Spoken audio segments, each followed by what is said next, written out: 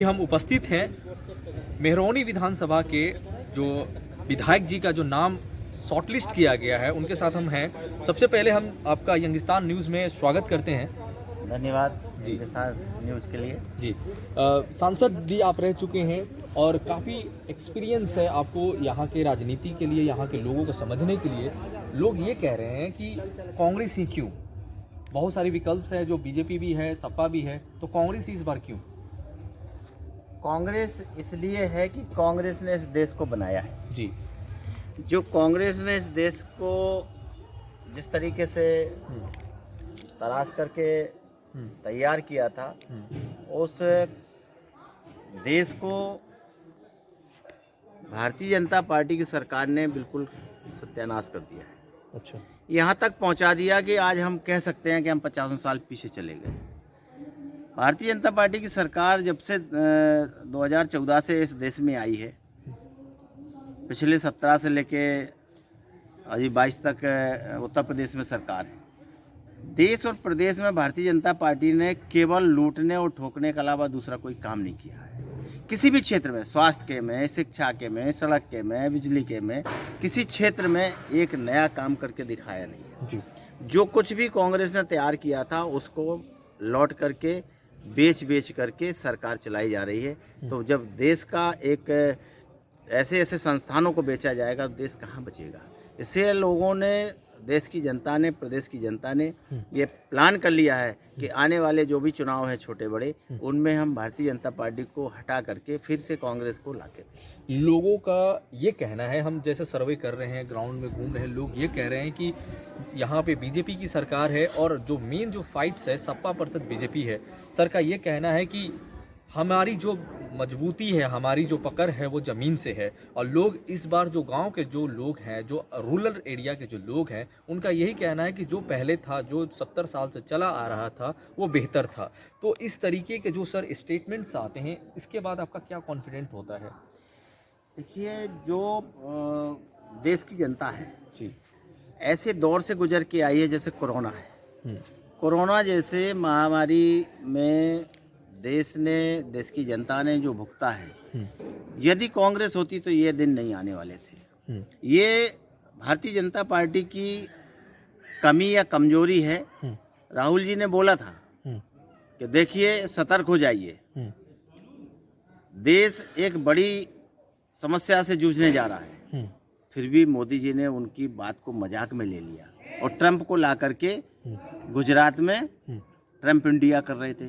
तो उसी दिन से तो हमारे देश में कोरोना जैसी महामारी घुसी है। सर सॉरी मैं इंटरप्ट कर रहा हूँ, ये थोड़ा सा आउट ऑफ मतलब कह सकते हैं चुनाव का क्वेश्चन है। आपने मोदी जी का जिक्र करी, इसीलिए मुझे एक क्वेश्चन याद आ गया। जब कोई भी इंसान अगर बोलता है कि हम भारत में असुरक्षित हैं, सुरक्षित नहीं है, अगर हम खान स्टार्स की अगर बात करें या फिर कोई भी, तो बीजेपी की तरफ से आता है कि आप पाकिस्तान चले जाओ। मोदी जी कुछ दिन पहले पंजाब गए हुए थे, उन्होंने एयरपोर्ट पे जाके बोला अपने वहाँ के अधिकारी से कि अपने सीएम को बोल देना, चन्नी साहब को, कि हम सुरक्षित जिंदा बच के जा रहे हैं। तो इस टिप्पणी पे आप क्या कहना चाहेंगे? ये बिल्कुल प्लान वे में हुआ था, बनी बनाई स्क्रिप्ट थी। चन्नी जी ने दिल खोल के उनका स्वागत करने का इंतजाम किया था। हकीकत ये है कि वहाँ पर 70,000 कुर्सियों में 700 आदमी नहीं थे, और जब तक वो वहाँ पहुँचे तब तक ये खबर आ गई कि वहाँ पर कोई आदमी नहीं है। तो कोई ना कोई तो प्लान करना ही पड़ेगा, और ड्रामा करने में इनका तो कोई जोड़ है नहीं। लिहाजा जो तहमत हमारे माननीय मुख्यमंत्री पंजाब के ऊपर थोपना चाह रहे थे, तो पंजाब के मुख्यमंत्री चन्नी जी ने कह दिया कि हमारा मेहमान हमारी जान के बाद ही उसकी जान जाएगी। हमारा पंजाब इस तरीके से अपने मेहमान की सुरक्षा करता है। जी सांसद जी, एक चीज़ और जानने की कोशिश करेंगे कि इस बार जो चुनाव हो रहा है काफ़ी अलग हो रहा है यूपी में, क्योंकि कोरोना की वजह से काफ़ी चीज़ें हैं जो इलेक्शन कमीशन ने मना कर, जैसे रैली हो गया, फिर रोड शो हो, ये सारी चीज़ों पर प्रतिबंध लगा दी गई हैं। तो किस तरीके से आपने योजनाएं बनाई हैं चुनाव लड़ने के लिए, और किस तरीके से लोगों से इंटरेक्ट करने वाले हैं आप? देखिए, तब चुनाव हकीकत में जो है डोर टू डोर चल रहा है, डोर टू डोर कैंपेन, और हमारी पार्टी के पदाधिकारी, कार्यकर्ता सब डोर टू डोर काम में लगे हुए हैं।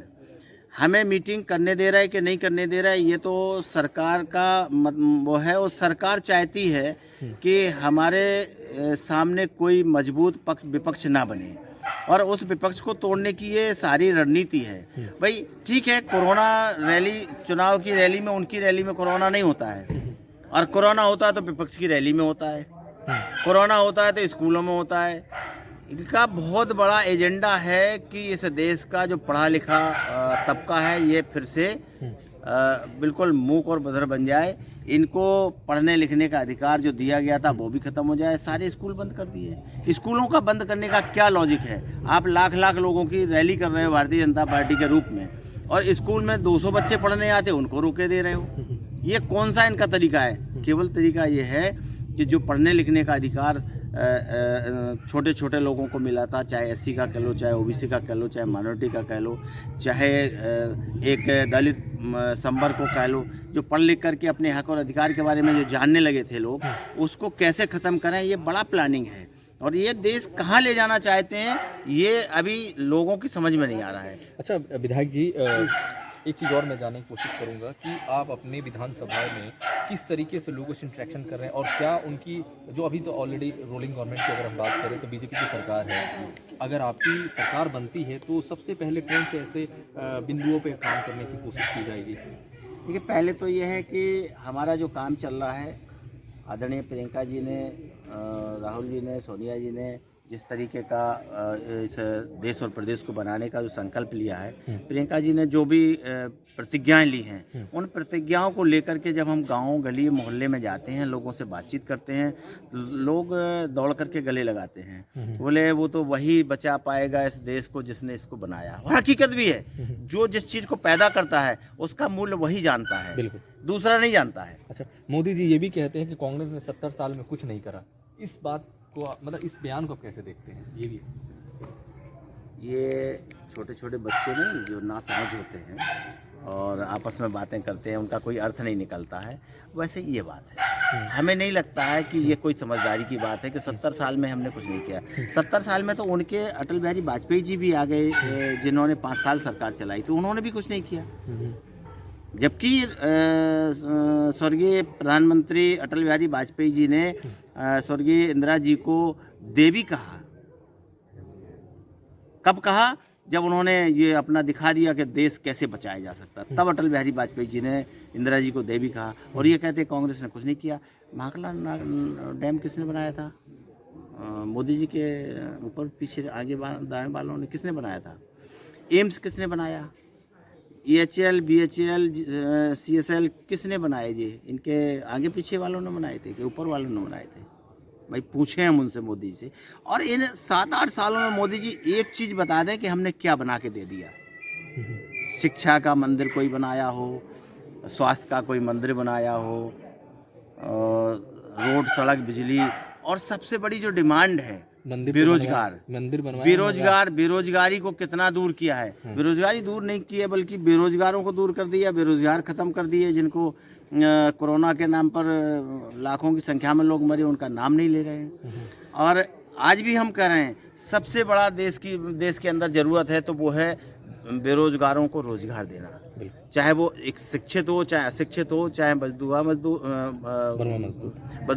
कह लो, चाहे उनको दिहाड़ी मजदूर कह लो, जो भी है मजदूर है उसका पेट कैसे भरा जाए, ये बड़ी समस्या है इस देश के अंदर। इस पर तो कभी बोलते नहीं है। क्या बोलेंगे? मन की बात बोलेंगे। और एक सबसे बड़ा एक प्रश्न चिन्ह मैं लगा रहा हूँ, देश का एक ऐसा अनूठा प्रधानमंत्री है जिसने कभी प्रेस का सामना नहीं किया, एक प्रेस कॉन्फ्रेंस नहीं की है। जब प्रेस कॉन्फ्रेंस में जाता है आदमी तो प्रेस वाले जो क्वेश्चन उठाते हैं वो देश के हित में होते हैं, समाज के हित में होते हैं। उन पर वो एक लाइन भी नहीं बोलने के लिए तैयार हैं, क्योंकि उतना कुछ है ही नहीं उनके पास मसाला। कुछ किया हो तब तो बता पाएंगे। कांग्रेस ने जो किया है, कांग्रेस धड़ल्ले के साथ रोज पीसी करते हैं, रोज प्रेस के सामने आते हैं, हम प्रेस के सामने जाते हैं। हमने कुछ किया तभी तो हम जाते हैं। हमसे कुछ भी पूछ लीजिए, हम उसका जवाब देंगे, क्योंकि मेरे पास है, हमने किया है। तुमने तो कुछ किया ही नहीं। अच्छा, बीजेपी वाले ये तो कहते हैं कि मोदी जी ने इस हिंदुस्तान के लिए सबसे बड़ा जो अगर काम किया तो वो राम मंदिर बना के किया है। उनको किसी मीडिया से बात करने की जरूरत नहीं है, उनका काम बोलता है। तो इस बयान को आप कैसे देख रहे हैं? मैं बिल्कुल स्वागत करता हूँ। मंदिर बनाया है, मंदिर में आस्था है, राम रहीम भगवान जितने भी इस देव सब में मेरी आस्था है। मैं भी एक इंसान हूँ, लेकिन मैं पूछना चाहता हूँ, क्या उस मंदिर से इस 130 करोड़ जनता के पेट की आग बुझाई जा सकती है? रोजगार दिया जा सकता है? चलिए मंदिर के नाम पे 1000, 2000, लाख 50,000 को आप रोजगार दे देंगे, दुकान लगा देंगे जगह। अब ये तो नहीं कहा जा सकता कि देश की 130 करोड़ जनता को हम भोजन दे देंगे वहाँ से। अच्छा, बिहार में मतलब जो चुनाव हुए थे 2020 में, आपने सुना होगा कि आरजेडी पार्टी की तरफ से कहा गया था कि अगर हमारी सरकार बनेगी तो मैं 10,000 सरकारी नौकरी पहले कैबिनेट मीटिंग में मैं देने का काम करूंगा। तो वहीं पे बीजेपी और एनडीए सरकार ने काउंटर करते हुए कहा था कि मैं 19 लाख रोजगार देने का काम करूंगा। आज सर 2 साल होने जा रहे हैं, सरकार बन गई है बीजेपी और प्लस में जेडीयू की एनडीए की सरकार है। अब तक सर कोई इस पर चर्चा नहीं हुई है, क्या कहना चाहेंगे मोदी जी से इसके बारे में? ये तो झूठ का एक पिटारा है। झूठ बोल करके वो देश को गुमराह करते करते करते करते दोबारा प्रधानमंत्री बन गए। अच्छा, वो झूठ क्यों बोलेंगे? उनके तो बाल बच्चे भी नहीं है, बीवी भी थी तो बीवी को उन्होंने त्याग दिया, बोल देगा देश के लिए हमने समर्पण कर दिया। वो झूठ किसके लिए बोलेंगे? इसके बारे में आप क्या कहेंगे? हमारा तो इतना ही कहना है, जो व्यक्ति अपनी एक बीवी को सुरक्षा नहीं दे सका, वो देश को क्या सुरक्षा देगा? ये तो परिवार से भागने की आदत है। परिवार से वही भागता है जिसके पास कुछ होता नहीं है। अच्छा। तो हम तो यही कहेंगे कि जो व्यक्ति घर परिवार नहीं चला सकता है, वो देश नहीं चला सकता है। अच्छा, स्वामी विवेकानंद ने भी यही बात कही है कि अगर आप अपने आप को असुरक्षित महसूस करते हैं तो आप उस किसी भी प्रतिष्ठित पोस्ट पे नहीं रह सकते हैं। आप एक प्रधानमंत्री हैं, आप स्टेटमेंट ये देते हैं कि हम यहाँ पे गए थे बट हमारे जान को खतरा था। इस बयान को आप कैसे देखते हैं? बिल्कुल सही कहा। विवेकानंद जी की जो टिप्पणी है उस पर हम अडिग हैं। जिसके अंदर डर है वो किसी की सुरक्षा कर ही नहीं सकता है। जब खुद असुरक्षित है तो दूसरे की सुरक्षा कैसे कर सकता है? इनडायरेक्टली आप कहना क्या चाहते हैं मोदी जी को कि वो भी चले जाएं पड़ोसी मुल्क? नहीं, हम क्यों कहेंगे? हम तो ये कहेंगे कि जो स्वामी विवेकानंद जी ने कहा है कि जो डरता है वो छोड़ दे, अपना जगह छोड़ दे और अपना जहाँ सुरक्षित समझ है वहाँ अपना जाकर रहे।